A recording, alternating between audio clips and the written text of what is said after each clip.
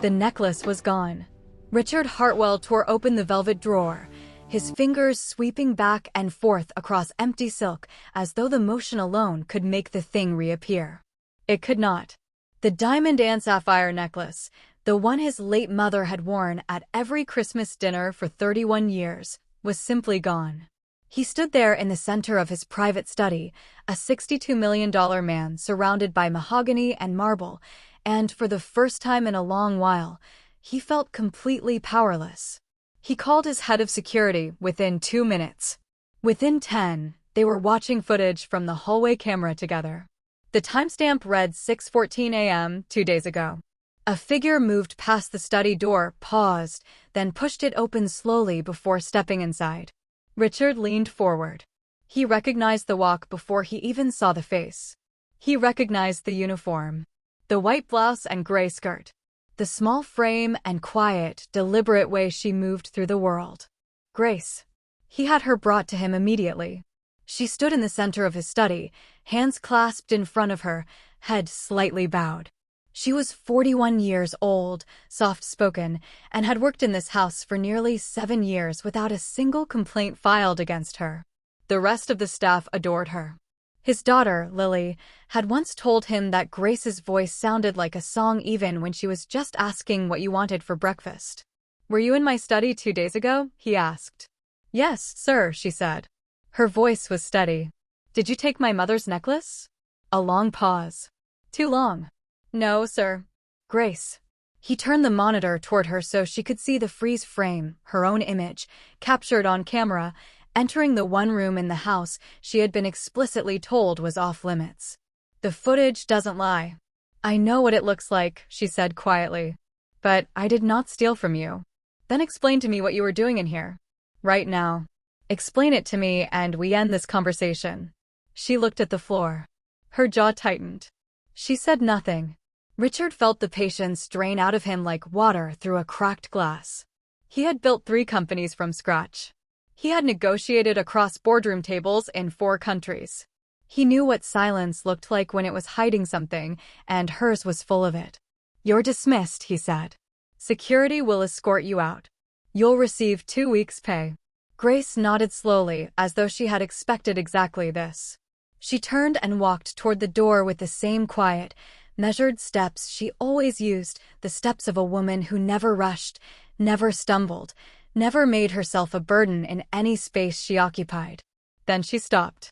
She reached into the pocket of her uniform and placed a sealed white envelope on the corner of his desk.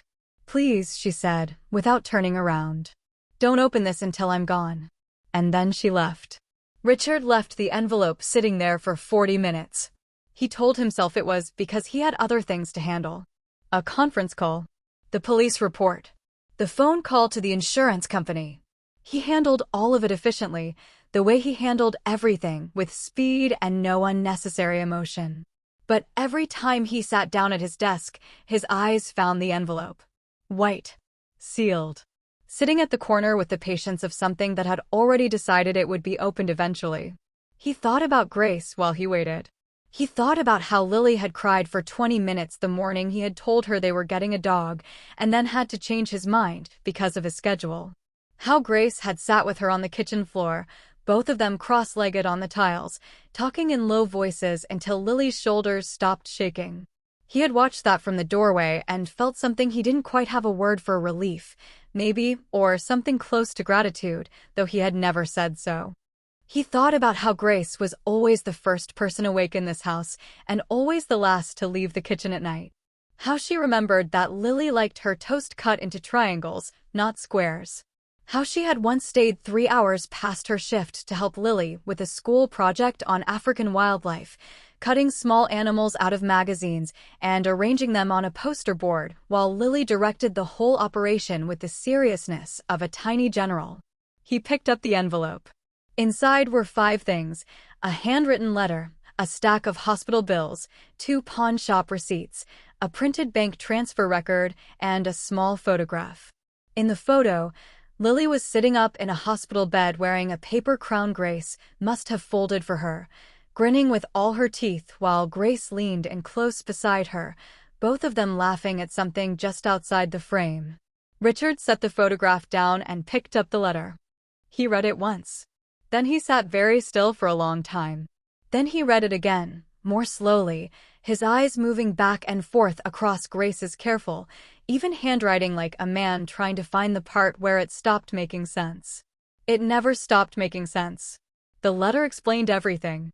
2 months ago, Richard's financial manager, a man named Colin Marsh, who had worked for the Hartwell Group for 11 years and had been trusted with complete access to all personal and corporate accounts, had quietly frozen the medical payment account tied to Lily's ongoing care. Lily had a serious congenital heart condition that required regular monitoring and one significant surgical procedure that had been scheduled for late October. The payment for that procedure was routed through a separate account that Marsh managed directly. When the hospital flagged the account as inactive, Lily's surgery had been silently removed from the calendar without anyone notifying Richard, who had assumed, as he always assumed, that his people were handling things correctly. Grace had found out by accident. She had overheard a conversation between 2 nurses during one of her visits to Lily's hospital room. She had asked questions.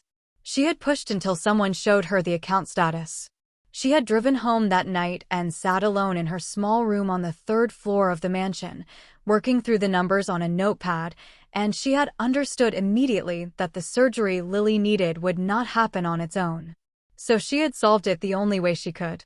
She had gone to Richard's study in the early morning, before anyone else was awake, to retrieve the necklace, not to steal it, but to take it to the pawnshop on Brennan Street, where she had received enough to cover the surgical deposit and the anesthesiologist's fee.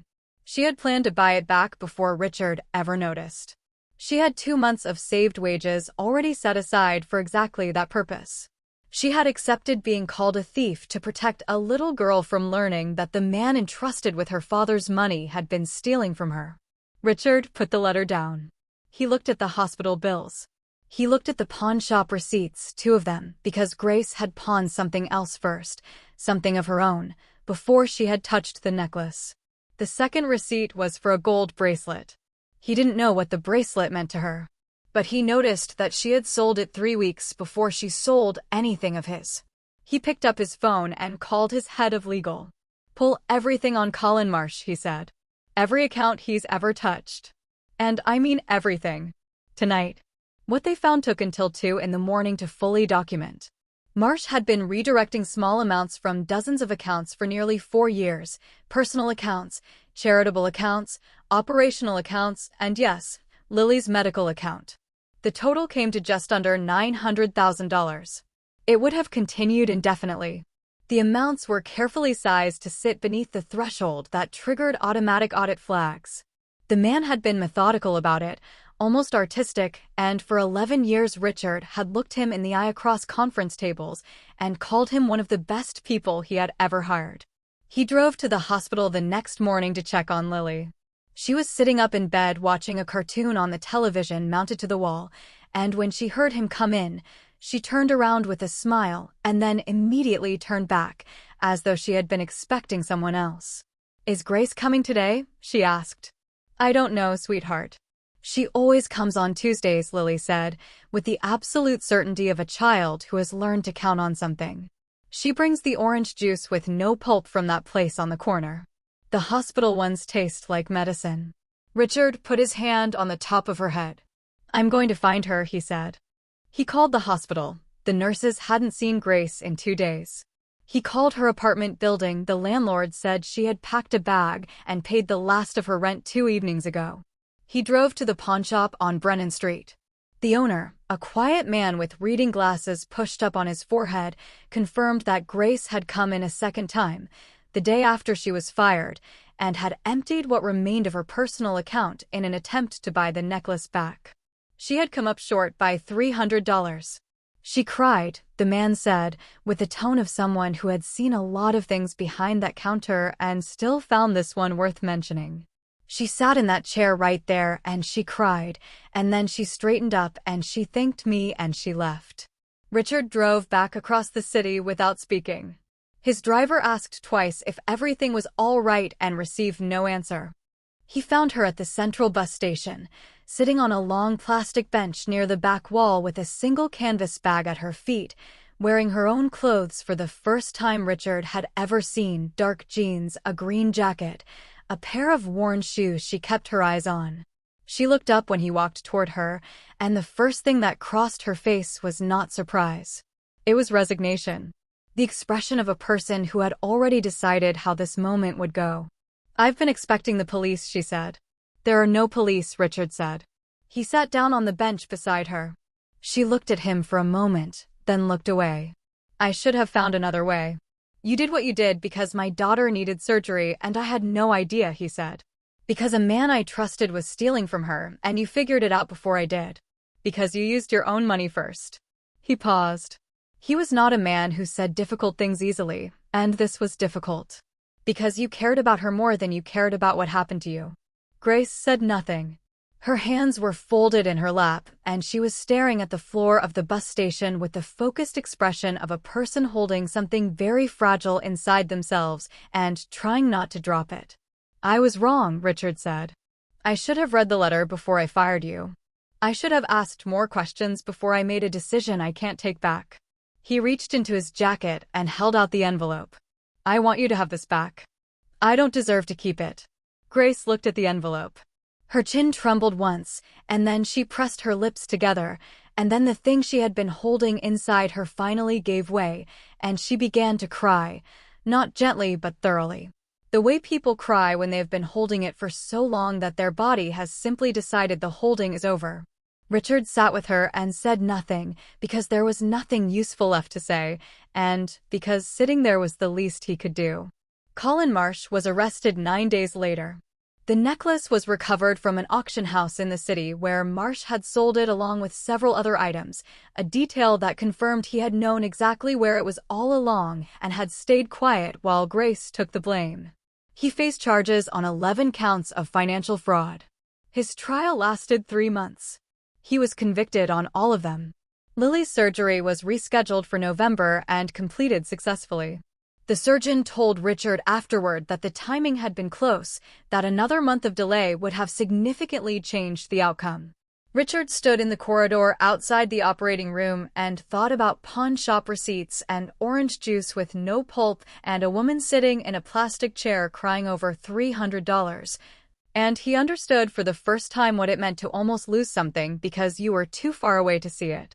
6 months after that, Grace stood in a sun-filled office on the 14th floor of the Hartwell Group building and accepted the position of director of the Hartwell Family Foundation, a charitable organization dedicated to funding surgical care for children from low-income families. The position had not existed before Richard created it. He had created it because he needed someone to run it who understood what it meant when a system failed a child, and because he could only think of one person he trusted completely with that understanding. On the day she moved into the office, Lily came with her father to see it. She walked in very seriously, inspected the desk, looked out the window, and then turned to Grace with her arms already open. "Aunt Grace," she said, as though the title had always existed and she was simply finally using it. Grace held her for a long time. Richard kept the envelope. He had it framed, the letter inside, the receipts, the photograph, and hung it on the wall of his private study, in the exact spot where the velvet drawer used to be. He looked at it every morning before his first meeting. Some days he looked at it for a long time. Because some lies are told for greed. Others are told out of love. And the hardest part, the part that costs you everything if you get it wrong, is knowing the difference before it's too late.